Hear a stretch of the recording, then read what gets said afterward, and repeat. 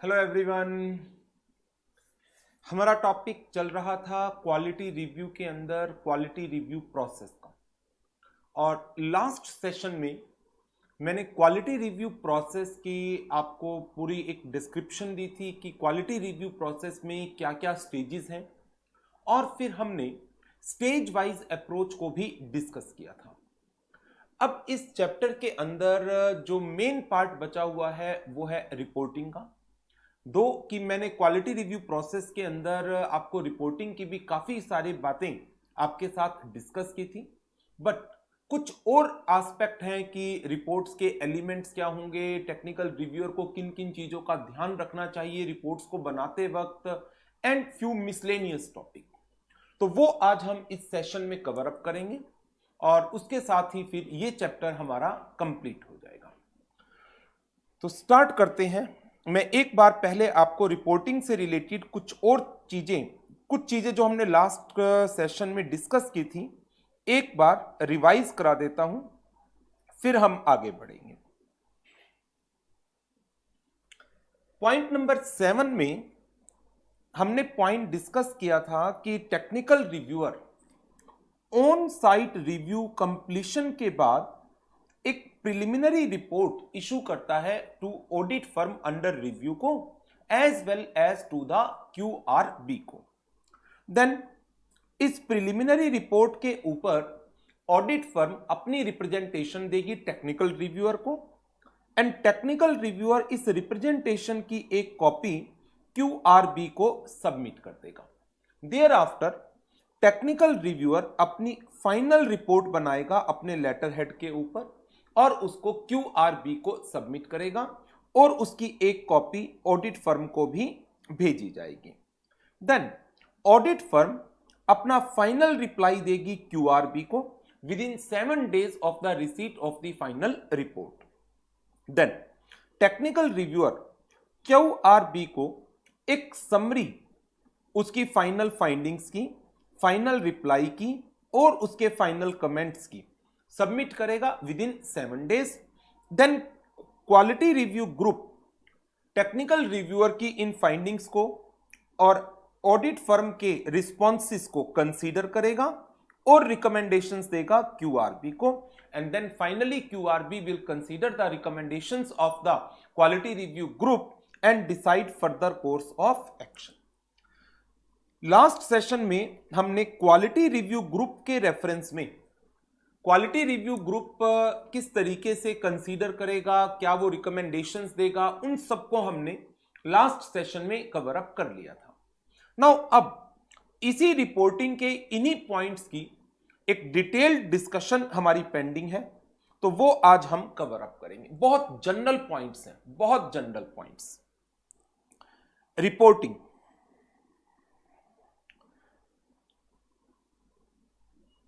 technical reviewer based on the conclusions that are being drawn from the working from the review वो एक preliminary report issue करता है and subsequently final report issue करता है।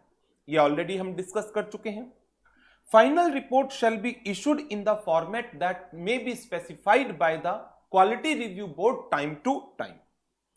जो technical reviewer अपनी report देगा वो रिपोर्ट दो तरह की हो सकती है, एक क्लीन रिपोर्ट हो सकती है और दूसरी मॉडिफाइड रिपोर्ट हो सकती है। जैसे आप ऑडिट में पढ़ते हैं, यदि ऑडिटर सेटिस्फाइड होता है with the financial statement then वो क्लीन रिपोर्ट देता है, अदरवाइज वो मॉडिफाइड रिपोर्ट देता है। इन अ सिमिलर मैनर यदि टेक्निकल रिव्यूअर सेटिस्फाइड है with the working of the audit firm then वो एक क्लीन रिपोर्ट इशू करेगा, अदरवाइज वो रिपोर्ट को मॉडिफाई कर देगा। तो रिपोर्ट की मॉडिफिकेशंस कब होगी? यदि टेक्निकल रिव्यूअर सेटिस्फाई नहीं है विद द फाइंडिंग्स, उसको लगता है नॉन कंप्लायंसेस हुए हैं। नॉन कंप्लायंसेस किसके? प्रोफेशनल एथिकल टेक्निकल स्टैंडर्ड्स के। नॉन कंप्लायंस हुआ है किन चीजों का? लीगल एंड रेगुलेटरी फ्रेमवर्क का। डेफिशिएंसीज है किसमें? क्वालिटी कंट्रोल सिस्टम में, क्वालिटी कंट्रोल फ्रेमवर्क के अंदर। तो ऐसे सिचुएशंस में जो टेक्निकल रिव्यूअर है वो मॉडिफाइड रिपोर्ट इशू करेगा। A clean report indicate the technical reviewer is of the opinion that statutory audit that are being conducted by audit firm under review ensures the quality of audit services rendered. However, technical reviewer may qualify the report in the following situations. First one, non-compliance with technical standards and other relevant guidance. Other relevant guidance का meaning याद है? दो word पढ़े थे, one is guidance note and second one is the code of ethics. Non compliance with relevant law and regulations as required under the applicable auditing standards. Quality control system के design में deficiencies हैं and non compliance हुआ है quality control framework का, that means quality control policies and procedures का. So these are the various situations जहां पर technical reviewer अपनी रिपोर्ट को मॉडिफाई करता है. ये आपको लर्न करना है. इसका क्वेश्चन भी आपको मिलेगा एक.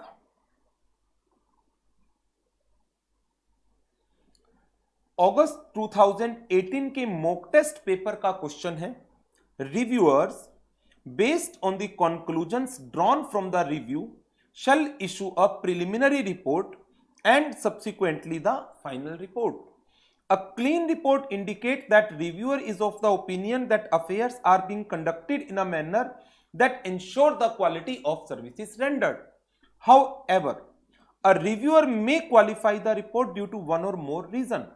In view of above, give examples of the situation where reviewer may qualify the report. तो वो 4 एग्जाम्पल्स हैं जो मैंने आपके साथ अभी डिस्कस किए. Number 1, non compliance with the technical standard and other relevant guidelines. Second, non compliance with the relevant law and regulation. Number 3, deficiency exist करती है in the quality control system या क्वालिटी कंट्रोल फ्रेमवर्क में, या फिर quality control system के relation में जो policies and procedures बनाई गई हैं उनमें नॉन कंप्लायंसेस. सो 3 तो हो गए non compliance. Non-compliance with technical standard, non-compliance with law and regulations, non-compliance with quality control policies and procedure. And fourth, quality control system की policies and procedures में deficiencies हैं, या system में deficiencies कह लो, framework में deficiencies कह लो. Next, what are the reporting responsibilities of the technical reviewer? General points है सारे, जैसे आप ऑडिट के अंदर करते हो कि जो टेक्निकल रिव्यूअर ने अपनी रिपोर्ट दी, उसने अपनी रिपोर्ट के अंदर किन किन चीजों को कवर अप करना है. कोई डेफिशिएंसीज उसने आइडेंटिफाई की तो वो देगा, कोई डेफिशिएंसी उसको नहीं मिली वो बताएगा. लेकिन क्या टेक्निकल रिव्यूअर की रिपोर्ट इस चीज की कोई एश्योरेंस है, गारंटी है कि इस ऑडिट फर्म ने जिसका रिव्यू किया गया है उसने एक बेटर तरीके से ऑडिट को परफॉर्म किया है? डेफिशिएंसीज का फाइंड आउट ना होना क्या ये शो करता है कि दैट ऑडिट फर्म ने जो किया वो सब कुछ बिल्कुल बहुत अच्छे तरीके से किया गया है और कोई डेफिशिएंसीज नहीं है? ऐसा नहीं है. टेक्निकल रिव्यूअर ने जिन चीजों को चेक किया उसमें नहीं मिला, जिसके बेस पर हम एक ये गारंटी नहीं दे सकते कि जो एंगेजमेंट्स चेक नहीं की गई हैं उनके अंदर डेफिशिएंसीज नहीं होंगी. हर एक सिस्टम में अपनी कुछ कमियां होती हैं और टेक्निकल रिव्यू जब किया जाता है, क्वालिटी रिव्यू जब किया जाता है बाय द टेक्निकल रिव्यूअर, वो एक सेलेक्टेड एंगेजमेंट्स को रिव्यू करता है. दैट डज नॉट मीन कि बाकी एंगेजमेंट्स के अंदर कुछ डेफिशिएंसीज नहीं है. तो ये कोई गारंटी नहीं है इस चीज का कि क्लाइंट की फाइनेंशियल स्टेटमेंट जिसको रिव्यू कर लिया गया है वो एक without any deficiency, without any material miss statement है. जैसे ऑडिट के अंदर हम एक डिस्क्लेमर देते हैं that audit has been performed in accordance with the standards on auditing, audit was planned in accordance with standards on auditing, and however audit suffers from some inherent limitations and as a result of which some misstatements may remain and may not be detected. तो in a similar manner quality control system के अंदर भी कुछ inherent limitations तो हमेशा रहेंगी और वो डेफिशिएंसीज हो सकता है रिव्यूअर की वर्किंग के दौरान ना आई हो. तो इन चीजों को भी जो टेक्निकल रिव्यूअर है वो अपनी रिपोर्ट का पार्ट बनाएगा.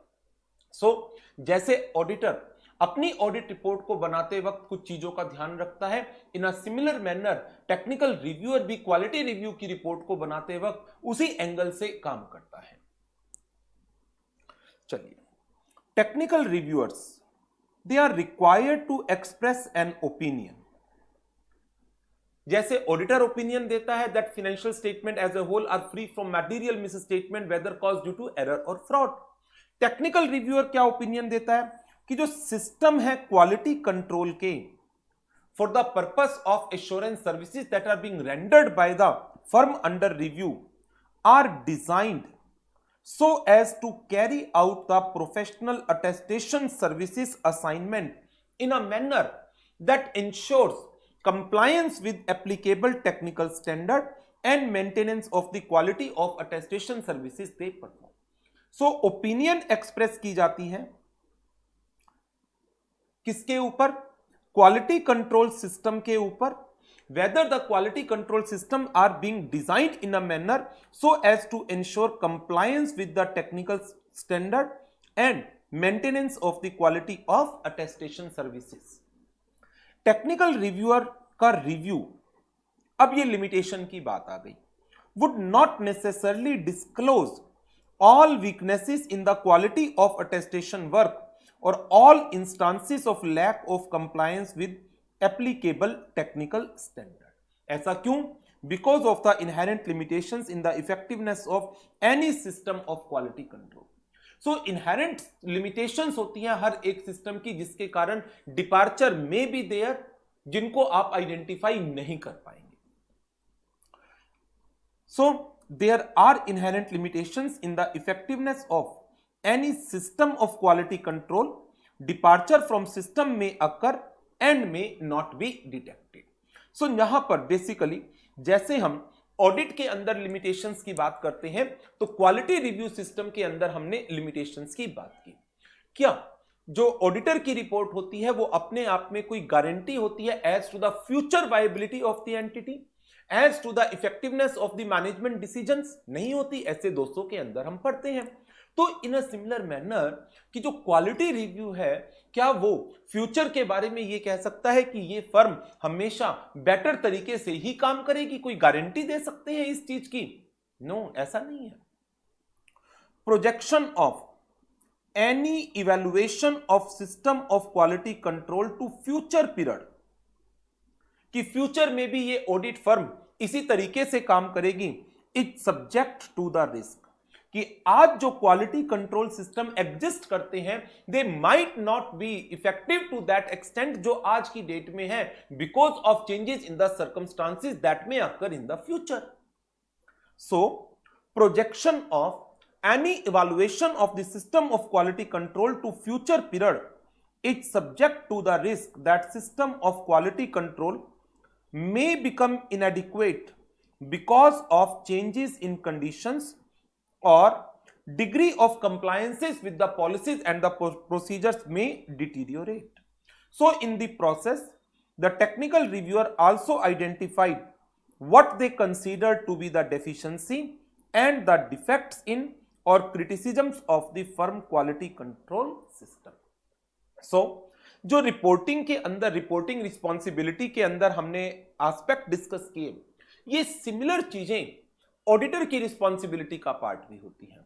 यदि आप इन पॉइंट्स को ऑडिटर से कंपेयर करो, जैसे टेक्निकल रिव्यूअर ओपिनियन दे रहा है वो ओपिनियन कैसी है? जैसे ऑडिटर ओपिनियन देता है.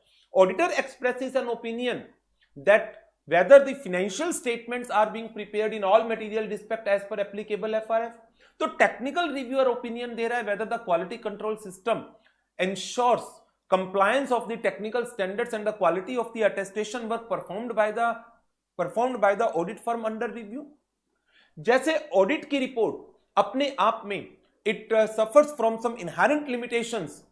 in the similar manner जो क्वालिटी रिव्यू है तो वहां पर टेक्निकल रिव्यूअर की जो रिपोर्ट है that also have some inherent limitation. हर एक क्वालिटी कंट्रोल सिस्टम की कुछ इनहेरेंट लिमिटेशंस है जिसके कारण some deficiencies in the quality control system may not be detected, may not be identified. As a result कोई गारंटी, कोई assurance as to the future viability of the entity कभी confirm नहीं किया जा सकता. तो सिमिलर पॉइंट्स जैसे audit में है वैसे ही यहां पर दिए गए हैं. Next one, what are the basic elements of the reviewer report? जैसे आप ऑडिटर की रिपोर्ट पढ़ते हैं, ऑडिटर की रिपोर्ट के अंदर फाइनेंशियल स्टेटमेंट्स की बात आ जाती है कि फाइनेंशियल स्टेटमेंट्स को बनाना मैनेजमेंट की जिम्मेदारी है, ऑडिटर की रिस्पॉन्सिबिलिटी ये बातों की थी। और फिर ऑडिटर इसके अंदर एफआरएफ को आइडेंटिफाई करता है, स्टैंडर्ड्स को आइडेंटिफाई करता है, जिसके बेसिस पर उसने काम किया, अपनी अप्रोच को आइडेंटिफाई करता है। तो इन अ सिमिलर मैनर जो रिव्यूअर है वो भी अपनी रिपोर्ट में इसी तरह से सारी चीजों को कवर अप करता है। यह टॉपिक भी आपको लर्न करना है। What should be the elements of the technical reviewer report? The report should contain दो मेन बातों के ऊपर, जो हम स्टार्टिंग से ऑब्जेक्टिव पढ़ रहे थे कि जो क्वालिटी कंट्रोल का मेन ऑब्जेक्टिव है वो एनेबल करना है क्वालिटी रिव्यू बोर्ड को, QRB को, to assess the quality of audit and reporting and quality control framework. तो वही चीज यहां पर आएगी। Number 1, in relation to the elements relating to audit quality, एक, and elements relating to the quality control framework adopted by the audit firm under review।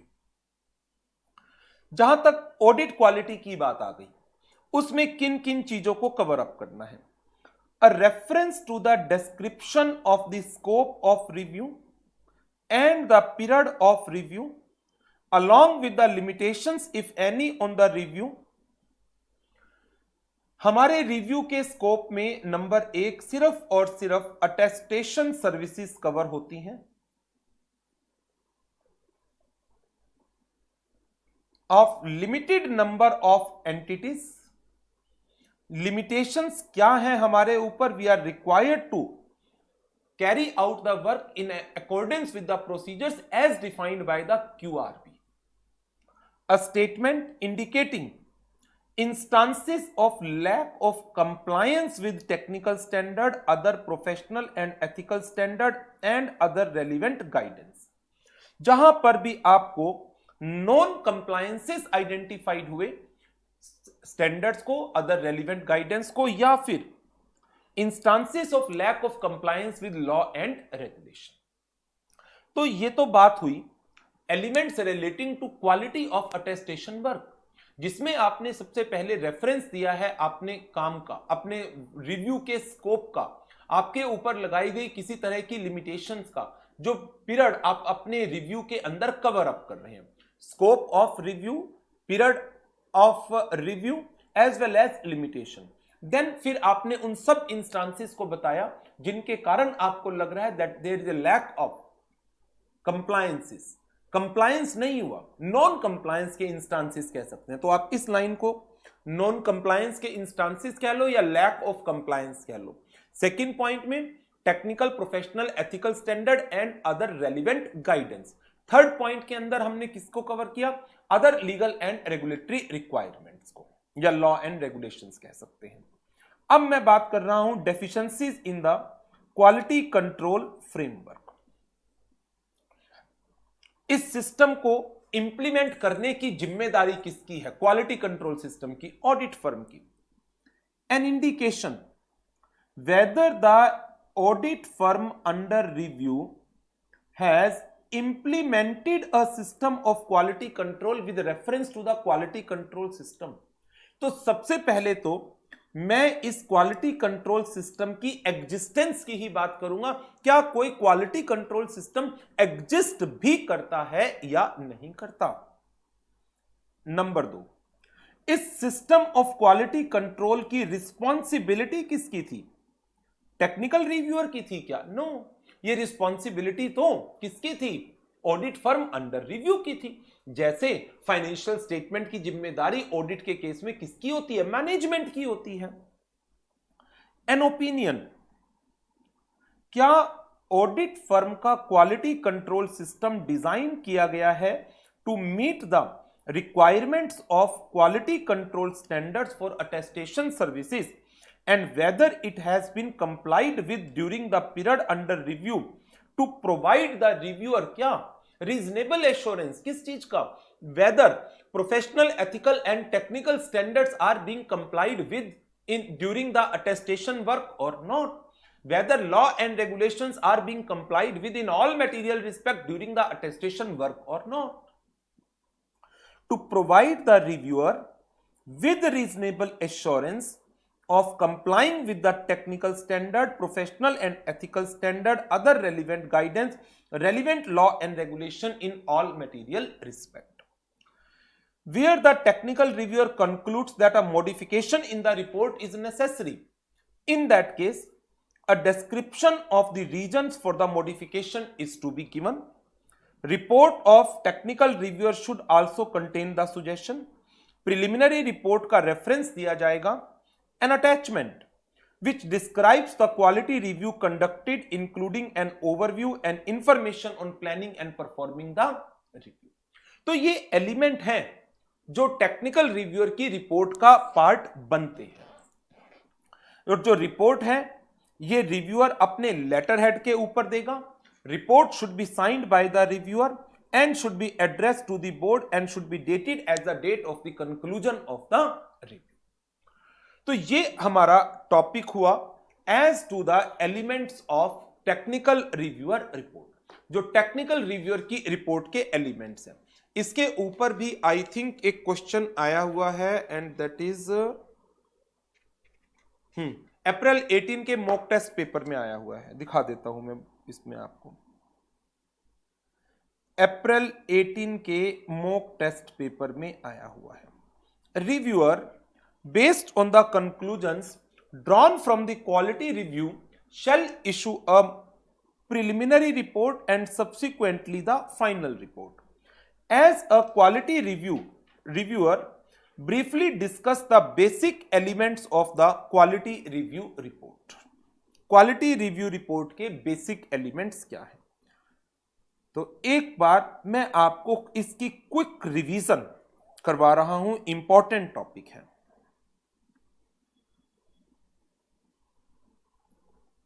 Elements क्या क्या हैं ऑफ क्वालिटी रिव्यू रिपोर्ट. की पॉइंट्स मैं आपके साथ दोबारा से डिस्कस कर लेता हूं. दो पार्ट में हम अपनी क्वालिटी रिव्यू रिपोर्ट को कवर अप करते हैं. पहला parts elements relating to audit quality. दूसरा part elements relating to quality control framework. पहले पार्ट के अंदर जो हमारी कवरेज होती है, number 1 description of scope of review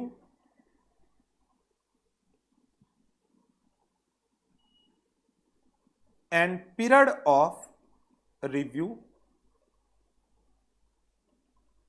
along with existence of limitations if any. This is in relation to audit quality. Second part, statement indicating lack of compliance किसके साथ? with technical, professional and ethical standards and other relevant guidance. तीसरे part में statement indicating lack of compliance किसके साथ? with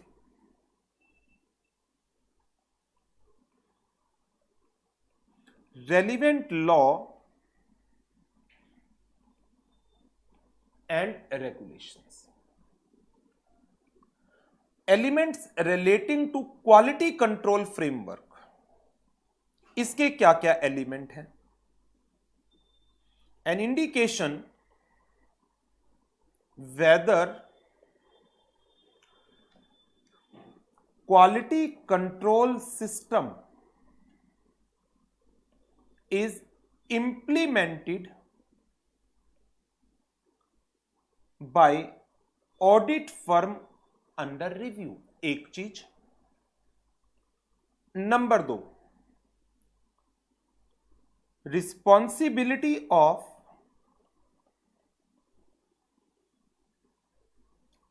AFUR, किस चीज की?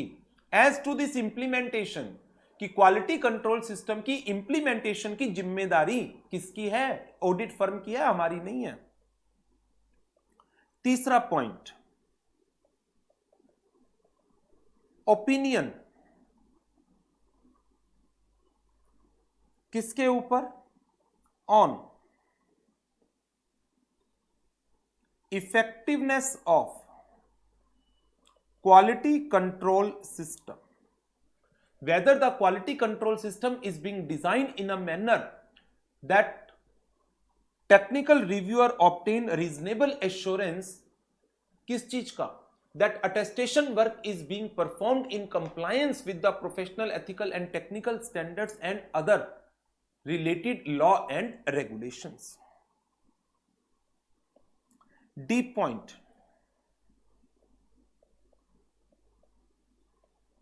Reasons for modifications if any, यदि कोई मॉडिफिकेशन दी गई है, रिपोर्ट को मॉडिफाई किया गया है, उसके रीजन। रेफरेंस किसका? To preliminary report. And last,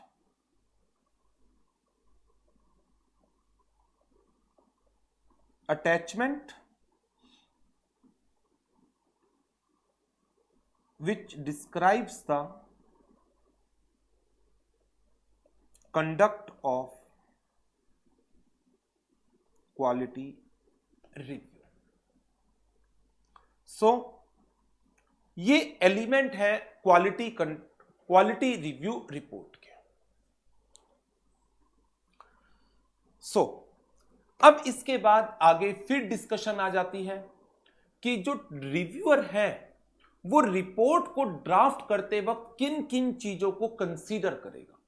जैसे हमने लास्ट सेशन में QRG, क्वालिटी रिव्यू ग्रुप के रेफरेंस में बात की थी। क्वालिटी रिव्यू ग्रुप के रेफरेंस में वहां पर हमने क्या कहा था कि क्वालिटी रिव्यू ग्रुप अपनी कंसीडरेशन जो देगा इस रिपोर्ट को, टेक्निकल रिव्यूअर की रिपोर्ट को, और उसके बाद जो वो रिकमेंडेशन देने वाला है QRB को, वो रिकमेंडेशन को देते वक्त किन किन चीजों का ध्यान रखेगा।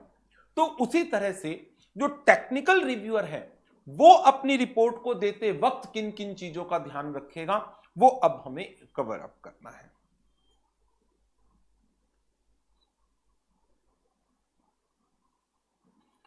Considerations in determining the type of report. Type of report से मेरा मतलब दो तरह की रिपोर्ट है, एक क्लीन रिपोर्ट जिसको आप अनमोडिफाइड भी बोल सकते हैं, और दूसरी मॉडिफाइड रिपोर्ट। मॉडिफाइड रिपोर्ट कब देगा? क्या क्या सिचुएशंस थी? जब नॉन कंप्लायंस मिला है, किसका? 1, 2, 3 बातों का नॉन कंप्लायंस मिला है, 3 बातों का। क्या क्या थे वो? Technical, professional, ethical standards and other relevant guidance, legal and regulatory requirement, quality control framework, या फिर डेफिशिएंसी एग्जिस्ट करती है in the quality control system. Quality control system में डेफिशिएंसीज एग्जिस्ट करती है। तो in deciding on the type of report to be issued, technical reviewer should consider the evidence obtained and document the overall conclusion with respect to the year being review. तो based upon the evidences collected by the technical reviewer, type of report will be decided. First one, whether the policies and the procedures that constitute the system of quality control have been designed to ensure quality control to provide with a reasonable assurance of compliance with technical standard, other relevant guidance and other relevant law and regulation. अब आप कहोगे sir वही बात तो आ गई घूमकर, वही तो आएगी और आएगा क्या? क्वालिटी रिव्यूअर को करना क्या है? यही तो चीज चेक करनी है, क्या क्वालिटी कंट्रोल सिस्टम एग्जिस्ट करता है? एग्जिस्ट करता है, ओके। क्या क्वालिटी कंट्रोल सिस्टम इफेक्टिव है? किस चीज के लिए? To ensure the compliance of professional ethical technical standard, compliance of legal and regulatory requirement and ensuring quality of attestation work. बस। whether the personnel of the audit firm comply with the policies and procedures। पहले number पर तो हो गया, क्या policies and procedure design की गई है to ensure the quality control? क्या इन पॉलिसीज एंड प्रोसीजर्स का कंप्लायंस किया जा रहा है by the personnel of the audit firm in order to provide the firm with reasonable assurance of compliance with technical, professional, ethical standard and other law and regulation। क्या audit firm की independence को maintain किया जा रहा है? क्या audit firm ने अपने स्टाफ की ट्रेनिंग के लिए एडिक्वेट मैकेनिज्म इंस्टीट्यूट किया है? क्या ऑडिट फर्म के पास necessary expertise and experienced individuals available हैं for consultation? whether the skill and competence of the assistants are being considered before assigning any attestation work to them। ये लग नहीं रहा आपको कि जो SQC1 के एलिमेंट्स हैं सारे के सारे, लीडरशिप रिस्पॉन्सिबिलिटी का, ह्यूमन रिसोर्स का, एंगेजमेंट परफॉर्मेंस का, कि ये सारे वही तो लिखे हुए हैं। whether the progress of attestation work is monitored, work performed by each assistant is reviewed. अब इसके लिए यदि मैं आपको SQC1 का पॉइंट बता दूं, वो क्या था? डायरेक्शन, सुपरविजन एंड रिव्यू, वही तो है ये। और ये सारे क्या है? क्वालिटी कंट्रोल की बातें हैं। whether the audit firm under review has established the procedure to record the audit plan, nature, timing and extent of auditing procedure performed and the conclusion drawn. क्या ये SQC1 में डॉक्यूमेंटेशन का element नहीं है क्या? Documentation, yes. whether the audit firm maintains the audit documentation as per the relevant standards SA 230 and other related standards SA 230।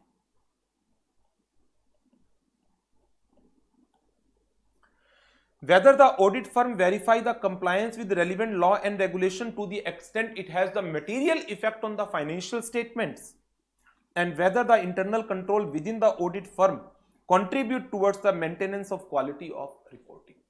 तो यही चीजें जिनके बेस पर टेक्निकल रिव्यूअर रिपोर्ट को मॉडिफाई कर सकता है। यदि क्वालिटी कंट्रोल सिस्टम एग्जिस्ट नहीं करता, रिपोर्ट मॉडिफाई होगी। क्वालिटी कंट्रोल सिस्टम एग्जिस्ट करता है, इफेक्टिव नहीं है, रिपोर्ट मॉडिफाई होगी। यदि ऑडिट फर्म अपने स्टाफ की इंडिपेंडेंस को इंश्योर नहीं कर रहा है, रिपोर्ट मॉडिफाई होगी। Appropriate documentation is not being maintained, report modify होगी। सो जो बेसिक चीजें हैं इन जनरल ऑडिट की, जहां पर भी ऑडिट के अंदर एक ऑडिट फर्म ने गलती की तो रिव्यूअर उस गलती को अपनी क्वालिटी रिव्यू रिपोर्ट के अंदर डाल देगा। तो रिपोर्ट किन सिचुएशंस में मॉडिफाई हो सकती है? वो सिचुएशंस जहां पर एज ए ऑडिटर एक ऑडिट फर्म को एक प्रॉपर डिसीजन लेना था in compliance with the professional ethical technical standard, in compliance with the relevant law and regulation, then उन्होंने नहीं दिया। तो दो तीन मेन चीजें जिनका आपको ध्यान रखना है। नंबर 1, क्या क्वालिटी कंट्रोल सिस्टम की नॉन एग्जिस्टेंस रिपोर्ट मॉडिफाई करा देगा। क्वालिटी कंट्रोल सिस्टम एग्जिस्ट करता है, लेकिन इसकी इनइफेक्टिवनेस रिपोर्ट मॉडिफाई करा देगा। Number 3, negligence of engagement partner as to fulfillment of the quality control requirements report को मॉडिफाई करा देगा।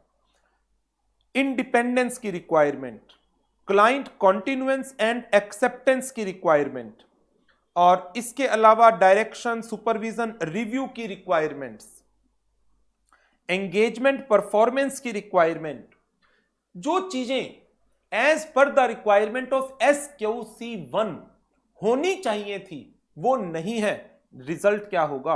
रिपोर्ट मॉडिफाई हो जाएगी। अच्छा, एक सेकंड जरा रुकिएगा।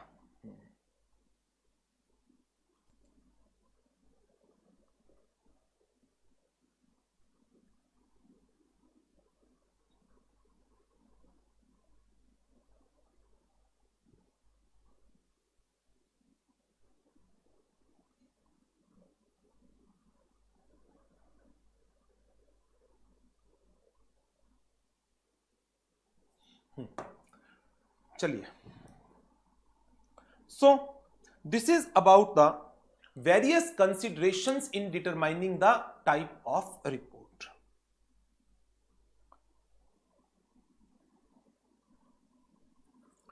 Changes to the reporting format और क्वेश्चनियर। यदि QRB को ऐसा लगता है that in the light of international practices or any change in domestic law and regulation, any need arise to change the format of quality review questionnaire, reporting format, they may change। तो इसको तो नहीं भी लिखोगे, नहीं भी पढ़ोगे, तब भी इसका कोई क्वेश्चन आ जाएगा तो आराम से मेंशन कर सकते हो। क्वालिटी रिव्यू बोर्ड के पास अथॉरिटी है, क्वेश्चनियर को चेंज कर सकते हैं, वो कभी भी फॉर्मेट को चेंज कर सकते हैं, किसी भी तरह के फॉर्मेट को। नाउ अब बात आ जाती है consideration of the report of quality review group. Technical reviewer की रिपोर्ट को किसने कंसीडर किया? क्वालिटी रिव्यू ग्रुप ने। क्वालिटी रिव्यू ग्रुप ने अपनी रिकमेंडेशन किसको दे दी? QRB को दे दी। QRB क्या एक्शन ले सकता है वो यहां पर है। QRG क्वालिटी रिव्यू ग्रुप की रिपोर्ट्स को कैसे कंसीडर करना है वो ये पॉइंट है, और ये point basically in relation to public sector undertaking के रेफरेंस में है कि यदि क्वालिटी रिव्यू किया गया था उन ऑडिट फर्म का जिन्होंने ऑडिट की थी पब्लिक सेक्टर अंडरटेकिंग के, तो पब्लिक सेक्टर अंडरटेकिंग्स के जो ऑडिटर हैं उनकी अपॉइंटमेंट कौन करता है? CAG करता है। उनके ऑडिट रिपोर्ट की कॉपी कंपनी के साथ साथ कहां जाती है? CAG के पास जाती है। तो क्या CAG को भी यह जानने का अधिकार है कि जो ऑडिट फर्म जिनको गवर्नमेंट एंटिटीज की पब्लिक सेक्टर अंडरटेकिंग्स की ऑडिट दी गई थी उनकी परफॉर्मेंस क्या है? जी हां, QRG की recommendations on the quality of audit bye auditor of a PSU should be furnished to the office of CAG, और CAG के क्या व्यू हैं इसके ऊपर, ये व्यू भी किसके पास जाएंगे? QRB के पास जाएंगे along with the recommendations of QRG। Quality review group की रिकमेंडेशन क्वालिटी रिव्यू ग्रुप ने किसको भेजी? QRB को भेजी।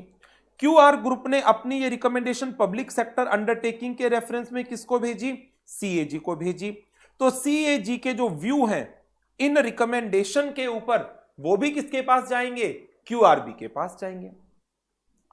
In all other cases quality review group की recommendation along with the decisions of the board on the quality of audit by auditor of a PSU shall be furnished to the office of CAG for information।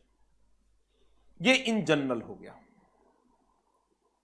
Recommendations of the quality review group on the quality of statutory audit shall be placed before the board for its consideration. वो अभी पढ़ेंगे हम।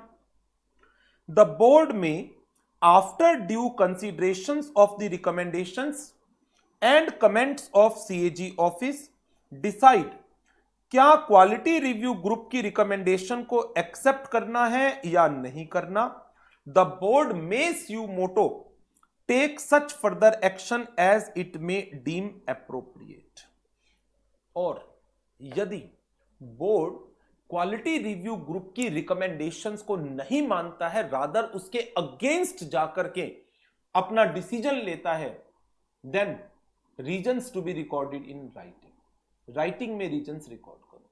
Quality review group की recommendations क्या थी, ध्यान आ रही है? लास्ट लेक्चर में हमने पढ़ा था और वो मैंने आपको याद करने के लिए भी बोला था। क्वालिटी रिव्यू ग्रुप क्या क्या रिकमेंडेशंस अपनी दे सकता है।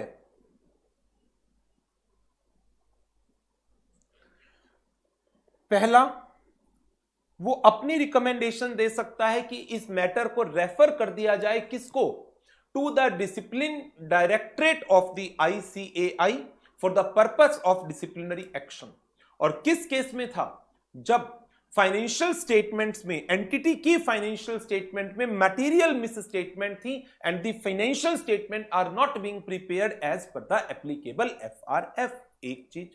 नंबर 2, नॉन कंप्लायंस है, सिग्निफिकेंट नॉन कंप्लायंस है किसके अंदर, with the technical professional ethical standard and other relevant guidance.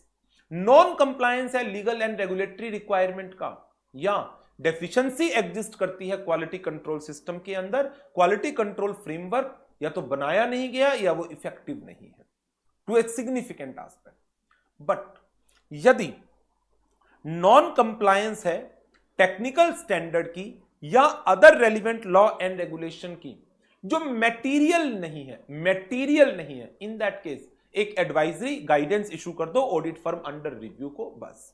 लेकिन तीसरी सिचुएशन क्या थी, बड़ी सिंपल, जहां पर आप सेटिस्फाइड है ऑडिट फर्म अंडर रिव्यू से और कुछ माइनर सी चीजें हैं जो आपकी ऑब्जर्वेशन में आ रही हैं that are clearly trivial in nature, उस केस में ठीक मैटर को क्लोज कर दो, बात खत्म, बस।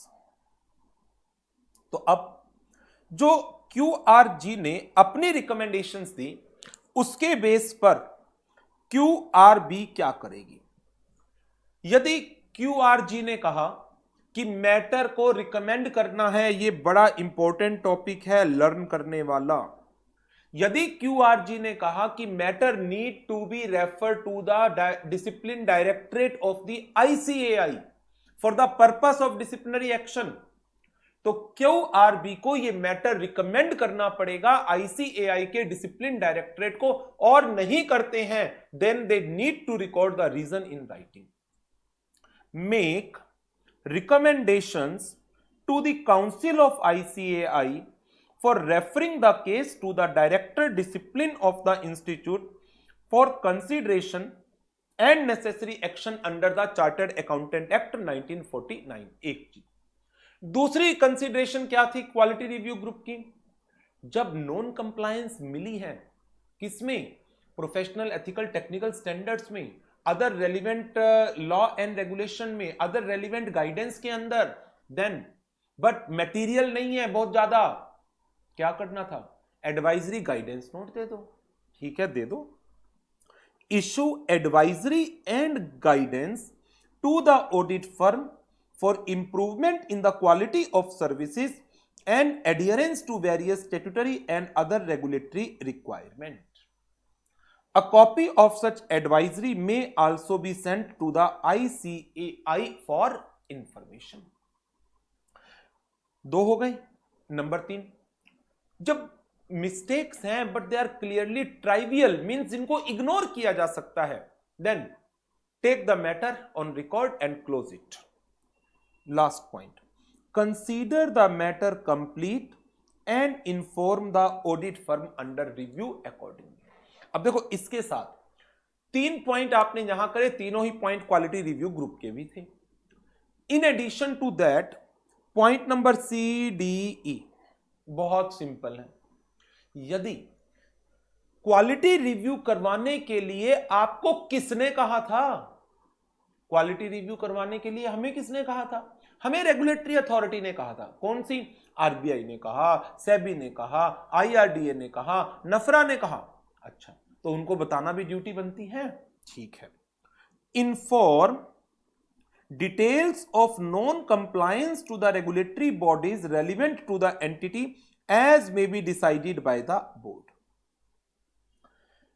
ऑडिट फर्म को बताओगे कि तुम्हारे अगेंस्ट क्या एक्शन ले रहे हैं? जी हां। Intimate the audit firm as to the findings of the report as well as the action initiated as above. In case of review arising out of a reference received from a regulatory body, inform the result of review, detail of action taken to the concerned regulatory body. So important है, याद रखना है, 4 से 6 number के लिए exam में पूछा जा सकता है और बहुत सिंपल है। आगे बढ़ते हैं। अब जहां जहां पर आपको कमियां मिली हैं, डेफिशिएंसीज आइडेंटिफाई हुई हैं, क्या ऐसी सिचुएशन में आपका कोई मैकेनिज्म फॉर फर्दर फॉलोअप होना चाहिए? जी हां। तो क्या मैकेनिज्म है for follow up of the review findings? जैसे पीयर रिव्यू में था follow on review, similar manner में क्वालिटी रिव्यू के अंदर भी ये चीजें आएंगी।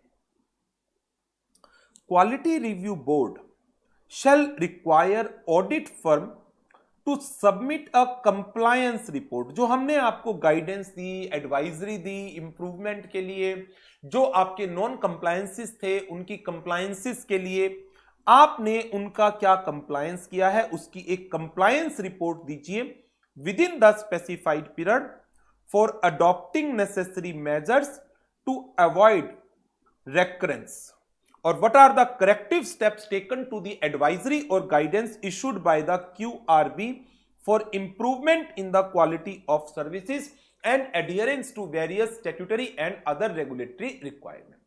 तो पहला पॉइंट तो आ गया कि ऑडिट फर्म को एक कंप्लायंस रिपोर्ट देनी होगी to the board within the specified period.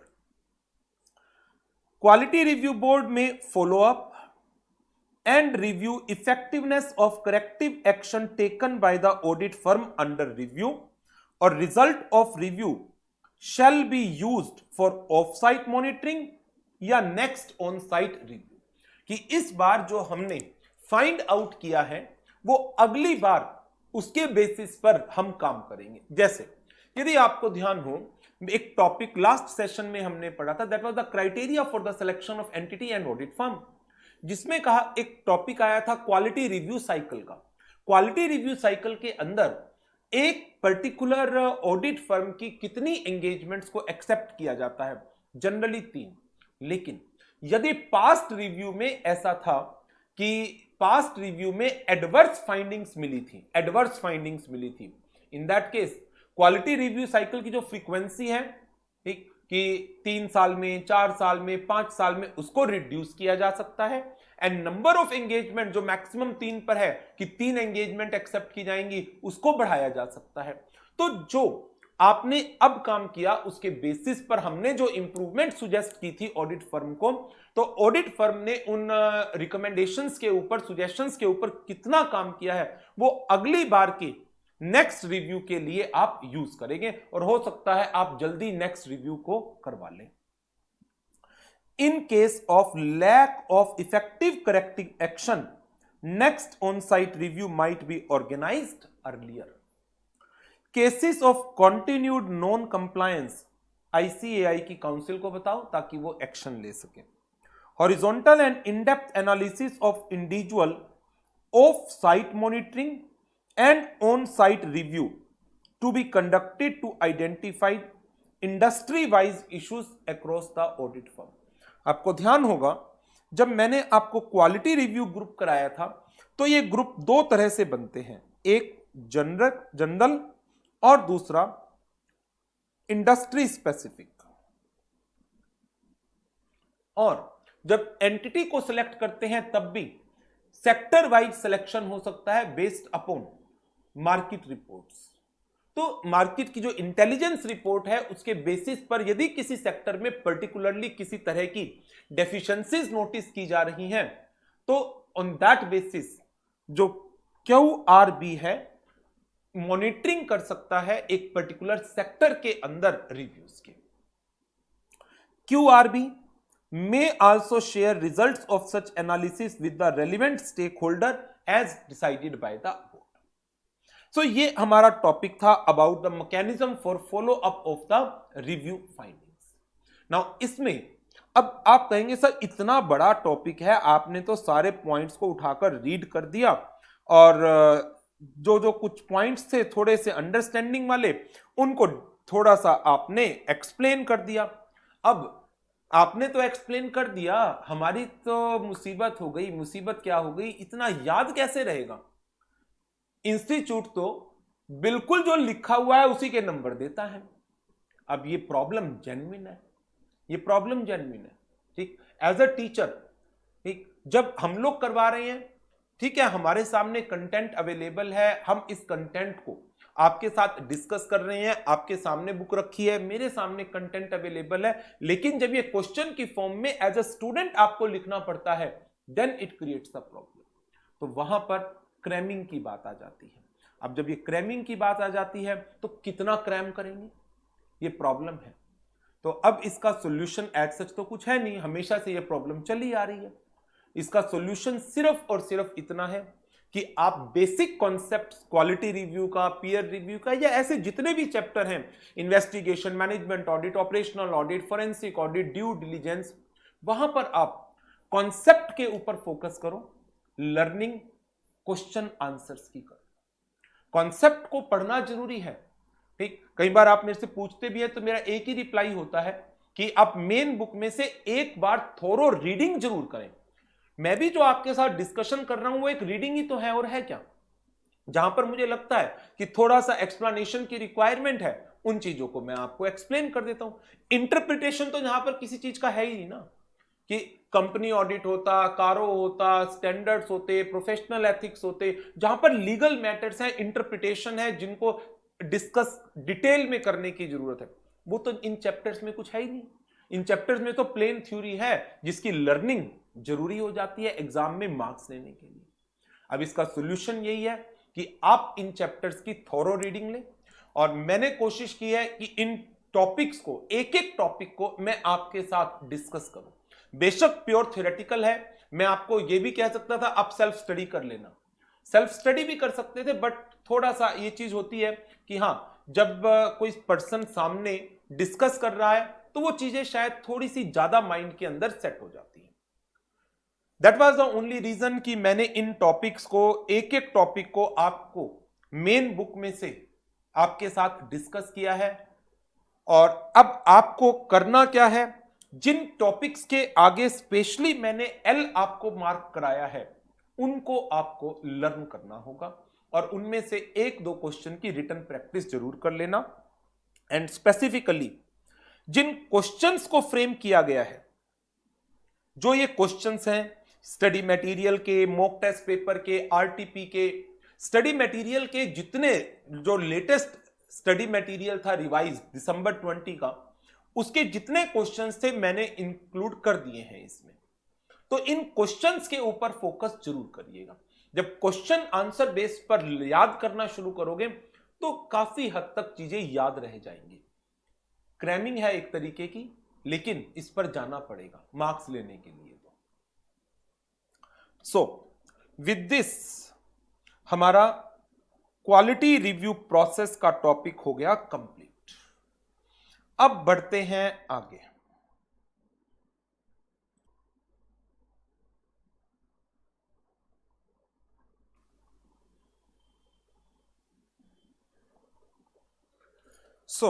एक टॉपिक जो टेक्निकल रिव्यूअर के अंदर मैंने छुड़वा दिया था, ये कहा था कि जब क्वालिटी रिव्यू प्रोसेस करेंगे तो उसके साथ करेंगे। तो इस टॉपिक के अंदर गाइडलाइंस दी गई है टेक्निकल रिव्यूअर की कि जब आप टेक्निकल रिव्यूअर, जब आप क्वालिटी रिव्यू करें तो आपको किन किन बातों का ध्यान रखना है। अब वो सारी की सारी बातें वैसे हम क्वालिटी रिव्यू प्रोसेस में कवर अप करके आ चुके हैं। तो एक बार मैं आपके साथ इन बातों को और आपको करवा देता हूं। कोई भी चीज ऐसी नहीं है कि यहां पर आपको नहीं मिलेगी, वही पुरानी सारी डिस्कशंस जो हमने पहले क्वालिटी रिव्यू प्रोसेस के अंदर किए हैं, वही सारे पॉइंट्स यहां पर भी दोबारा से आएंगे। तो एक बार क्विकली इसको भी डिस्कस कर लेते हैं। Technical reviewer should adhere to principal requirements mentioned while preparing his report. It may be noted that जो ये requirement हैं ये उसकी interim as well as final report दोनों पर applicable होंगी। Technical reviewer should adhere to the guidelines given to him by the board from time to time, including क्या क्या है ये गाइडलाइन। नंबर 1, सारे पॉइंट पढ़े हुए होंगे। Technical reviewer shall himself make on-site visit along with the assistant, if any, to the audit firm under review for conducting the review of audit working papers. On-site visit करना है, खुद जाना, बस खुद जाना along with assistant. Technical reviewer shall follow technical guide on conducting quality review. जो किसने issue कर रखी होगी? डेफिनेटली क्वालिटी रिव्यू बोर्ड ने। Okay, follow technical guide issued by the quality review board. Technical reviewer including assistant will have access to the records documents maintained by audit firm. Yes, access है, बिल्कुल है। However, to maintain the confidentiality, technical reviewer और assistant को shall not make any copy of client file or record examined by him. उनकी copy नहीं करानी चाहिए। Okay, technical reviewer shall provide detailed comments giving proper justification and explanations। किसमें? अपनी final report के अंदर देगा ही। Technical reviewer shall also refer other guidance provided by quality review board from time to time, such as audit quality review reports जो QRB issue करता है, उनकी website पर है, मैंने आपको दिखाई भी थी ये report. Other reports of international bodies, other guidance जो QRB टाइम टू टाइम देता है। मानना ही पड़ेगा, नहीं भी लिखते तब भी तो मानता ही वो, मना कर सकता है क्या? सोच कर देखो। Technical reviewer shall be required to segregate observation into those material and non-material. Review process के अंदर जो उसका अपना documentation है, technical reviewer should build in a review process to be able to review the audit documentation जो किसने maintain कर रखा है? ऑडिट फर्म ने, इन इलेक्ट्रॉनिक फॉर्म। तो यदि ऑडिट फर्म ने इलेक्ट्रॉनिक फॉर्म में अपना ऑडिट डॉक्यूमेंटेशन मेंटेन कर रखा है, देन टेक्निकल रिव्यूअर आपको अपना एक प्रोसेस बिल्टअप करना पड़ेगा to review that audit documentation that is being maintained by audit firm in electronic form. Technical reviewer specifically include a suitable paragraph in the review report on the adequacy of fraud reporting by the statutory auditor in their independent auditor's report। तो ये कुछ general points हैं जो कहा गया है कि technical reviewer आपको इंश्योर करना है कि आप इन पॉइंट्स के ऊपर ड्यू कंसीडरेशन दें while performing the quality review.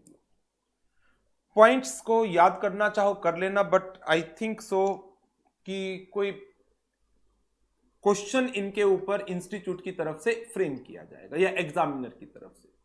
बनने को तो क्वेश्चन बन सकता है, बट एज सच जो मुझे लगता है इसके इंपॉर्टेंट टॉपिक्स में से ये टॉपिक नहीं आता। इसके बाद लास्ट में कुछ एग्जाम्पल्स लगे हुए हैं, illustrative qualifications of non compliance with standards on auditing.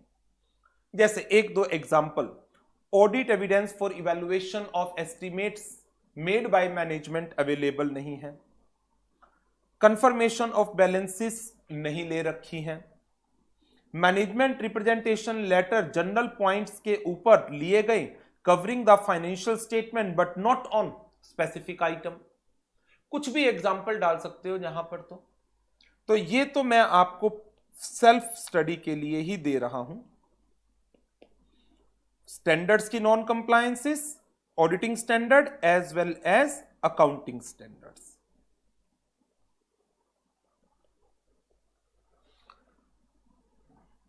Now अब आपको मैं एक जल्दी से बता देता हूं आपको कौन कौन से टॉपिक इसमें से लर्न करने चाहिए। टॉपिक बहुत बड़ा है, क्या क्या लर्न करने चाहिए टॉपिक्स को। नंबर 1 L1 इंट्रोडक्शन के अंदर significant aspects to be looked into to ensure the existence of effective quality control system. L2 objectives. L3 scope of quality review। L5 functions of QRB।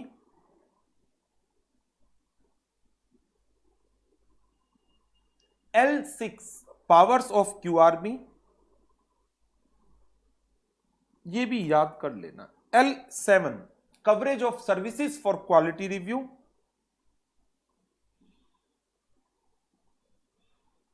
L8 quality review cycle, multiple choice question frame हो सकता है इस पर। L9 stages involve in quality review process.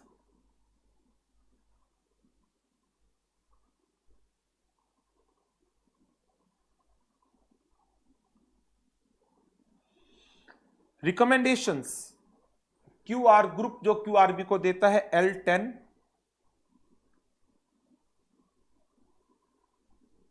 Reporting में ये L11, reporting responsibilities L12, elements of reviewer report L13,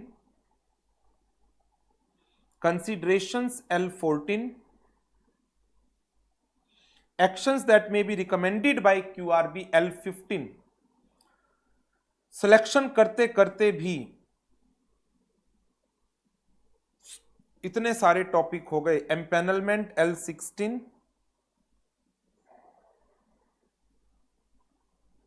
16 topic. और ये chapter 4 number से ज्यादा का मुझे नहीं लगता कभी आएगा। और अभी इस चैप्टर में क्वालिटी रिव्यू है, जो अभी मैंने 16 टॉपिक बताए।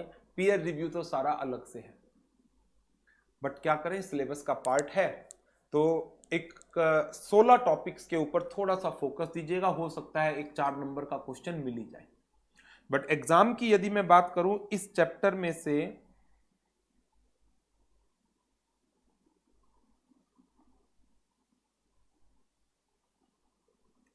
क्वालिटी रिव्यू पर तो टॉपिक आज तक तो आया नहीं। मई 18 में ये सिलेबस में डाला गया था क्वालिटी रिव्यू का टॉपिक, आज तक तो क्वेश्चन आया नहीं है।